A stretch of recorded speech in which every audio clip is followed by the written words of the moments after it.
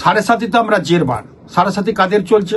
মীন রাশির চলছে, মেষ রাশির চলছে, কুম্ভ রাশির চলছে। আর কি চলছে? ধাইয়া, শনির ধাইয়া, শনির দৃষ্টি কন্যা রাশিতে এবং সিংহ রাশিতে এবং ধনু রাশিতে। ধনু রাশি, সিংহ রাশির ধাইয়া, আর মেষ রাশি, কুম্ভ রাশির আর মীন রাশির শনির সাড়ে সাতি।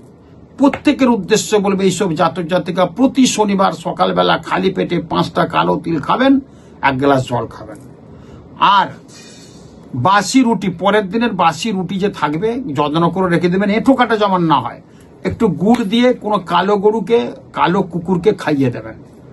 অসাধারণ সাড়ে সাতির দোষ থেকে কিন্তু কাটবে। যদি থাকে নৌকার পেরেক, কোনো জায়গায় বাবুঘাট নদীতে নৌকা আছে, নৌকার পেরেক নিয়ে এসে ডান হাতে বাঁধুন।